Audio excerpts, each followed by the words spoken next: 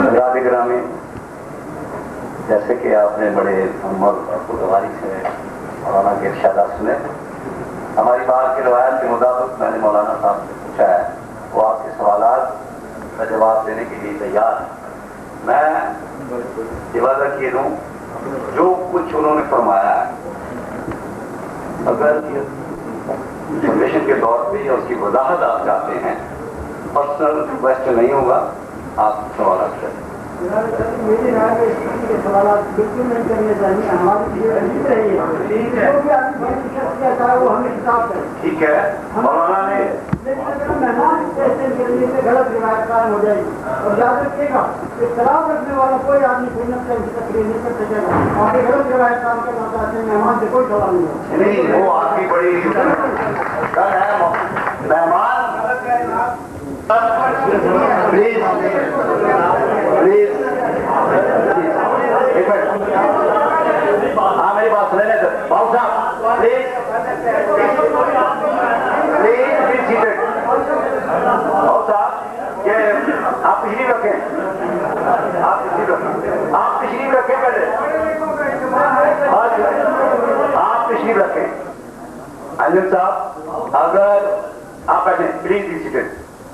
House یہ روایات ہیں جب معزز مہمان سوال کا جواب دینے کے لیے تیار ہے۔ میں نے عرض کیا ہے پرسنل کوشچن نہیں ہوگا، وضاحت کے لیے، انفارمیشن کے لیے، اپنے نالج میں اضافہ کرنے کے لیے اگر آپ کوئی سوال کرنا چاہتے ہیں تو معزز مہمان کا جواب دیں گے۔ ذاتی نوعیت کا بات نہیں، ذاتی نوعیت کا سوال کی میں اجازت نہیں دوں گا۔ آج تک مختصر سوال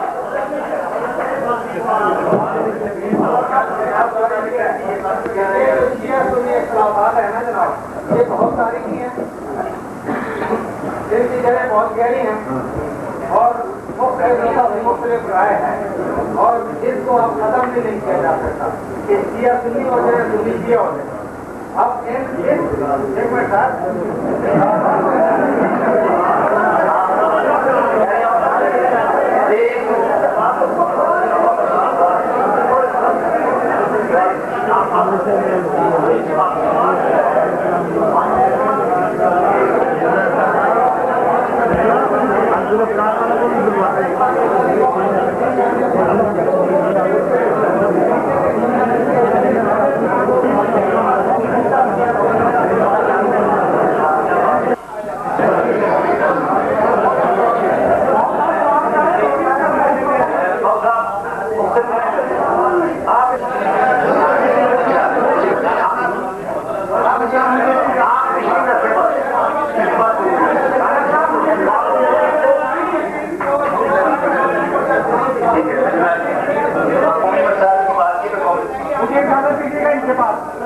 میرے فاضل بھائی نے کہ بھئی آپ نے قومی مسائل پر بات نہیں کی۔ اصل میں سپاہ صحابہ کا جو ایم ہے اور جو مقاصد ہیں، ہم نے اپنے مقاصد پر بات کی، اور جو مسائل سپاہ صحابہ کے حوالے سے عام طور پر ہوتے ہیں اسی پر بات کہ سپاہ صحابہ نے نظام خلافت کو تمام مسائل کا حل قرار دیا ہے، جس کا میں نے شروع ذکر کیا۔ اور دوسری آپ نے فرمایا کہ ہم نے ہندو سے لڑنا ہے، اس لڑائی کو ہم کبھی نہیں روکتے، نہ ہم نے کبھی آپ کو روکا ہے کہ ہندو سے لڑیں نہ لڑیں، ہم نے کبھی یہ نہیں کہا آپ ہندوؤں سے بھی لڑیں، آپ عیسائیوں سے بھی لڑیں، آپ جناب علی یہودیوں سے بھی جا کر لڑیں۔ میں نے جو بات میرے بھیا سنی کو تو پرانے موجود ہے، لیکن یہ جو ہوا اٹھی ہے یہ چند سالوں سے کیوں اٹھی ہے، وہ اس وجہ سے اٹھی ہے اور اس کا یہ حال ہے۔ میں نے وجہ بھی بتائی ہے اور حال بھی بتایا ہے، اور وہ وزیر اعظم صاحب سماچار بھی بھیجی ہے، کمیٹی بھی بتائی ہے، نہ مجھے صحابہ کا بل بھی بتایا ہے۔ مجھے امید ہے کہ اس بل کی منظوری سے آپ کا جو مسئلہ ہے حل ہو جائے گا، اور یہ شیعہ سنی تنازع میں جو تناؤ ہے یہ ختم ہوگا۔ تنازع تو ختم نہیں ہوتا، تناؤ ختم ہوگا، محاصرہ ہی ختم۔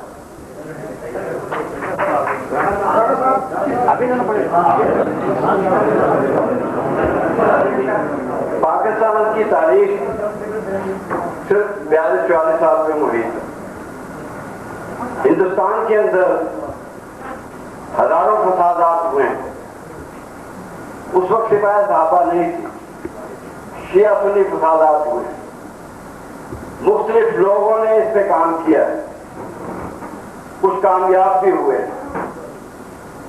سب سے بڑی کامیابی پاکستان کا اصول تھا، قائد اعظم کے بارے میں ہر شخص جانتا ہے کہ وہ شیعہ تھے، لیاقت علی خان کے بارے میں ہر شخص جانتا ہے کہ وہ سنی تھے۔ اس دونوں نے مل کے یہ پاکستان بنایا۔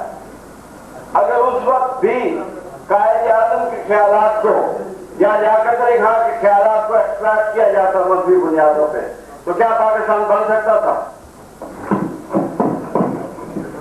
آپ نے بڑا خوبصورت سوال کیا، قائد اعظم کو بھی یعنی شیعہ آپ نے کہا ہے، اور سنیں بات، قائد اعظم کو اس طرح اپنے ساتھ شامل کرنے سے تو وہ قائد اعظم شامل نہیں ہوتے۔ دوسری بات، کیونکہ حقیقت موجود ہے، قائد اعظم سے سوال کیا گیا، وہ خطبہ ان کا موجود ہے کہ آپ شیعہ یا سنی، تو انہوں نے فرمایا کہ رسول اللہ کیا تھے، رسول اللہ مسلمان تھے، میں بھی مسلمان، تو انہوں نے اپنے شیعہ یا سنی پر کہیں کوئی تعین نہیں کیا۔ دوسری بات ہے کہ قائد اعظم نے پاکستان میں نظام خلفائے راشدین کے نفاذ کی بات کی تھی، تو نظام خلفائے راشدین کے نفاذ کی بات شیعہ کی طرف سے ہونا بڑا مشکل ہے۔ اور ایک منٹ میں بات کر رہا ہوں، دوسری بات یہ ہے کہ یہ جو مسئلہ ہے جو میں نے آپ سے بات کی ہے، میں نے قائد اعظم پر یا لیاقت علی پر یا پرانے جو اختلافات ہیں ان کا کوئی ذکر نہیں کیا۔ میں نے تو اس موجودہ حالات کا ذکر کیا کہ جو ایران کی لٹریچر کی بنیاد پر پاکستان میں جھگڑا ہوا، یہ لٹریچر بند ہو جائے تو جھگڑا بند ہو جائے۔ میں نے تو جھگڑے کا بھی ذکر کیا، اس کے اختتام کا بھی ذکر کیا۔ تو اس موضوع پر آپ کوئی سوال کرنا چاہتے ہیں؟ جہاں تک ایران سے لٹریچر کا تعلق ہے اور جہاں تک آپ کی ان کاشوں کا تعلق ہے، تو میں سمجھتا ہوں کہ اس کے بیک گراؤنڈ میں ایران عراق جنگ ہے۔ میرا الزام سپاہی صحابہ پہ یہ ہے کہ ان کو صدام حسین نے پاکستان میں ایکسپلائٹ کیا۔ پاکستان میں جو کچھ بھی یہ کر رہے ہیں وہ صدام حسین کی ایما پر، اس کے پیسے پر کر رہے ہیں۔ صدام کے ایما پر میری بات سنیں نا، نہیں بڑی اچھی بات کہی، بات سنیں نا کہ ہم جو کچھ کر رہے ہیں وہ صدام کے ایما پر کر رہے ہیں۔ یعنی خمینی صاحب نے کتاب لکھی حضرت ابو بکر کے خلاف، تو آپ کو وہ کتاب بند کر دینی چاہیے تاکہ صدام کا خواب ادھورا رہ جائے۔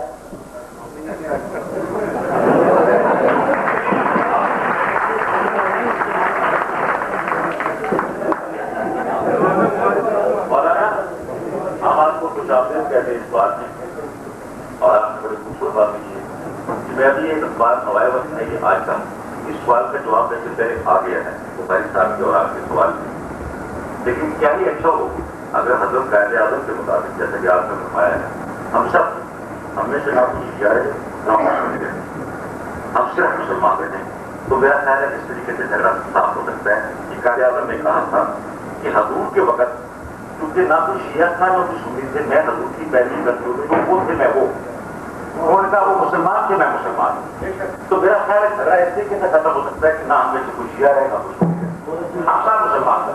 یہ قائد اعظم کا خیال یہ جو آپ نے بات فرمائی ہے میں آپ کی، تو برا اگر کسی مقدس شخصیت کو کوئی کہے گا تو پھر تو یہ لوگ رہیں گے۔ تو میں یہ کہتا ہوں جو ہمارا اصل میں ایم اور مقصد ہے کہ صحابہ کرام کو مقدس شخصیات ہیں، ان کو برا نہ کہا جائے۔ جب ان کو برا نہیں کہا جائے گا تو یہ جھگڑا خود بخود ختم ہو جائے گا اور ہم سارا ایک ہو جائیں گے۔ اب مولانا نے جو بات کی ہے بتائے فہمی کے اصول کو بنانے کی ہے۔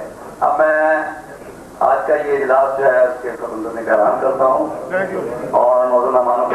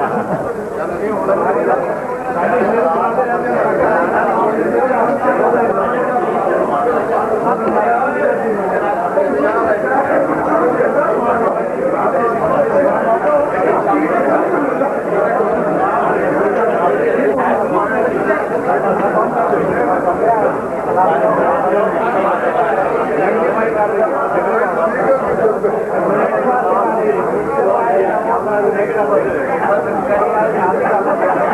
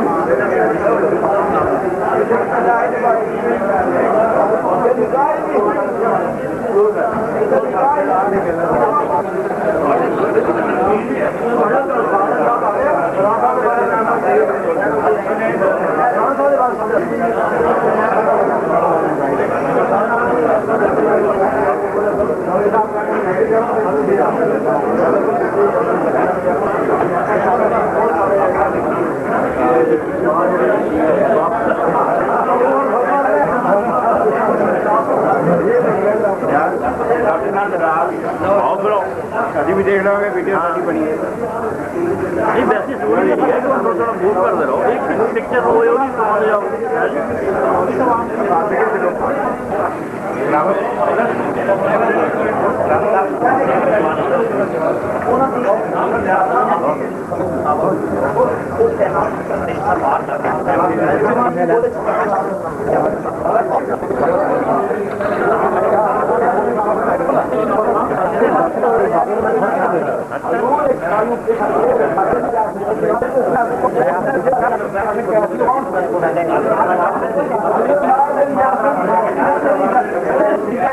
कोई फायदा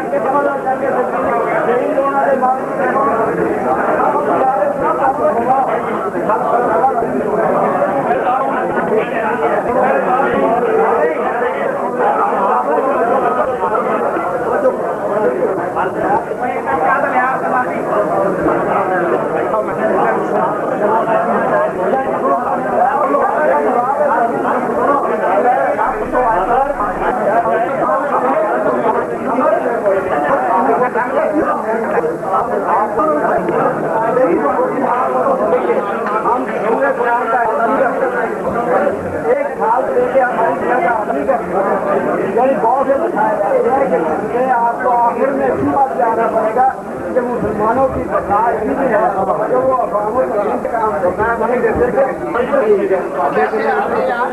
कब चाय से बना के नहीं